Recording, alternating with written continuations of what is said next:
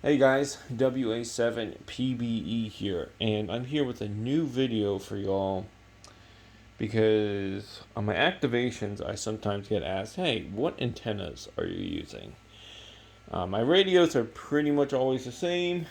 I use a Zygi G90 or the Anytone 868, and I think we're going to go ahead and start with that, showing the antenna on this. So this is the Anytone 868 discontinued.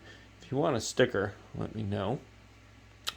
But it's got a Nagoya 771 UHF VHF antenna on it.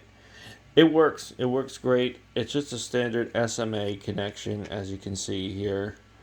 Uh, Tried and tested. It should fit most any HT. But yeah, great little antenna for a great little radio.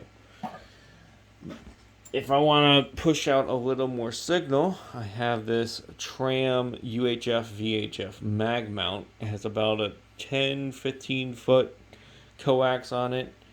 And I can just put an adapter on the end there and throw it into my radio. I also have a mobile. It doesn't work super great and it does suck up a lot of power. But if I want to do UHF VHF from the car, this is a very good option. Now, sticking on mag mounts, I have this Tram mag mount. It has a rubber foot to it, and I'm going to link this in the description of the video. I also put some ferrites on it on both sides. I find that really helps in parking lots, especially if there's cars coming in and out, because sometimes you will pick them up.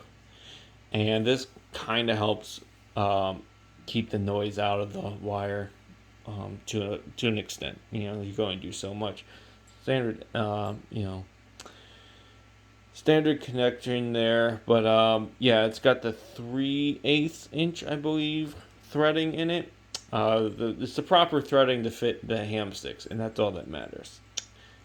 This works well, and it's fairly cheap as well. That's another good factor to keep in mind, is that everything I'm showing you is pretty cheap for the most part, such as these ham sticks, which you could probably pick one of these up for about $30, and it'll get you, I think, up to 250 watts. Don't quote me on that. These work amazing. I have one for 10 meters, for 40, for 20, and for 80. And the 40 works on 15, I find. Even though I think I got the mini whip on the 40, which is just a shorter version. But I got like the full size whip on 80. It's not the 600 watt version, but full size whip version on 80, which I think does up to 250 watts. It works great. Some people complain about them. I've never really had an issue with these things.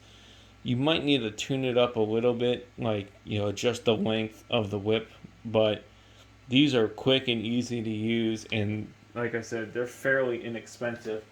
And if you're doing POTA, you could just get one for 20 meters, maybe one for 40 meters, and you'd be good to go. And like I said, with 40 meters, I found it works in 15.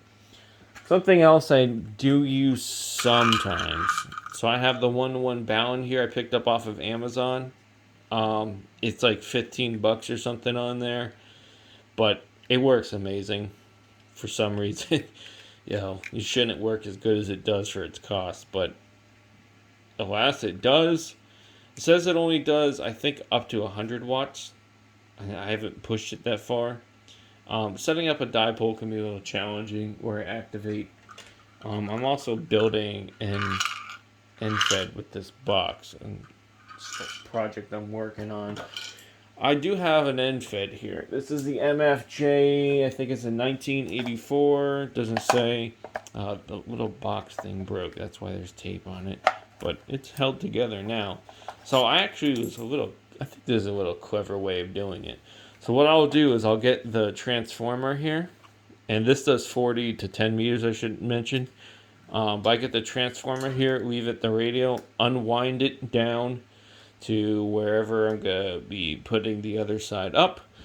And then I have the rope here. I don't have the little bean bag, I guess you could call it, that you can throw under the tree. But this is like arborist rope. This is like a $10 set on Amazon, and I just reeled it around this old reel of POA for my 3D printer. So it makes it really quick putting up the end fed this way, because you can just unroll it and then you just throw the rope over the tree and you pull it up and you're done. So I like this way of doing it, and it makes it actually kind of compact too. I mean, yeah, the reel's a little big, but the antenna's a little big as well. And of course, the tried and true and tested method of the Buddy Stick Pro. I'll open it up so you guys can see the inside. I got the deluxe kit, so it comes with everything you see here. I think the difference between the deluxe and the standard is it doesn't come with the wire, and I don't think it comes with the tripod either. And I might be mistaken on that, but if I'm not mistaken, the standard kit does not come with a tripod. I recommend getting the tripod because it's a really good set. It is a little bit pricey, but I think you're getting an excellent value for what it is. So those are all the antennas I'm using for now. I have a few I have my eyes on, such as the Eagle 1 and the Wolf River Coil, and whenever it does come out, the Buddy Hex. But for now, this is what I got, and I think it works great. And if you guys have any suggestions, please leave it in the comments. And I will see you all on the next video. 7 3s.